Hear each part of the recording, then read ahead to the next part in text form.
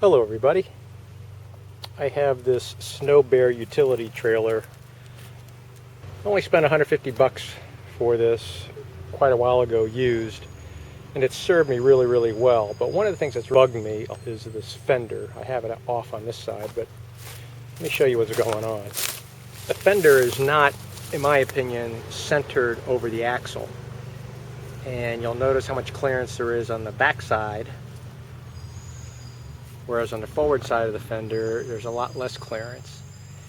And in fact, on the other wheel it's even worse, because the axle is not centered on the trailer. This axle happens to be about a 1/4 inch further to the right than I'd like to have it. So that means that the wall of this tire right here, this wall, is much closer to the fender than I'd like. My plan is to raise this fender, this front side, as much as I can.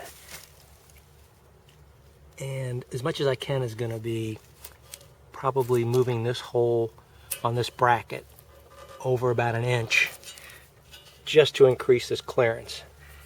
And I don't have any welding ability, so I think just raising this part up, not exactly 1 inch because of the angle here, but close to 1 inch will give me a lot more clearance than I have now. The back clearance is fine, but I don't want to reposition everything and shift it forward. The ideal thing to do would be to shift everything forward, but I'm just going to raise the front edge of this fender.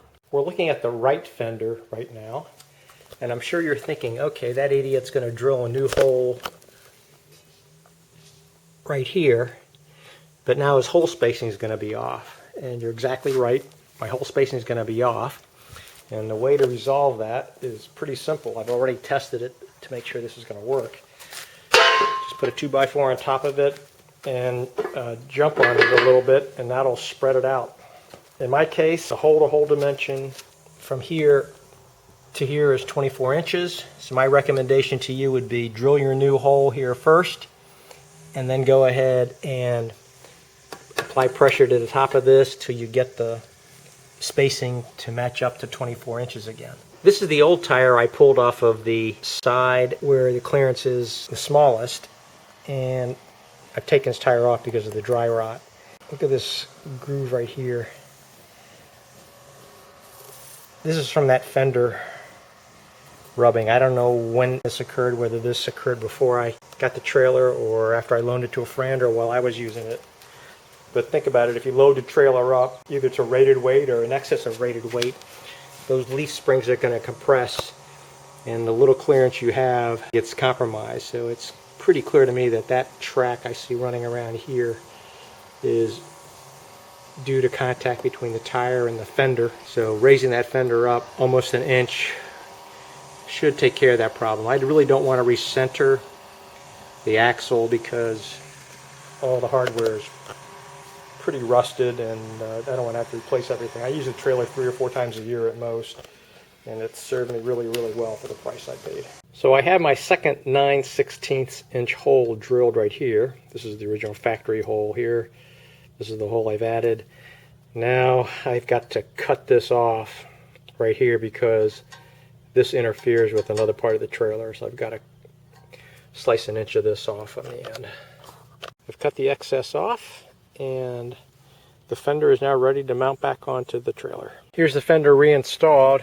I added 2 galvanized flat washers there to bring the fender out a little bit. And now the tire itself is inside the fender. Before it was sticking outside the fender, which reduced some of the clearance up in here.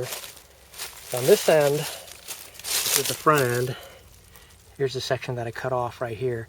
But you notice that I have to put the bolt in backwards. In other words, the bolt has to come in from the inside of the trailer out, and the nut has to go in here because this hole is so close to this bracket and to the fender, you can't put the bolt back in this direction. So it's got to come back through the other direction. But I'm very happy with it. The clearance is much better. The wheel almost looks like it's centered in that fender, and I'm going to do the other side yet, but just to give you a comparison shot.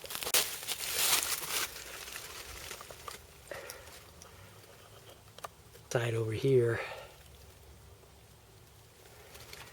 You can see how close that is to the wheel. That will take care of something that's bugged me for a long time. So thanks for watching. If you found the video at all helpful, useful, or entertaining, how about giving me a like, a thumbs up, and please subscribe to my channel.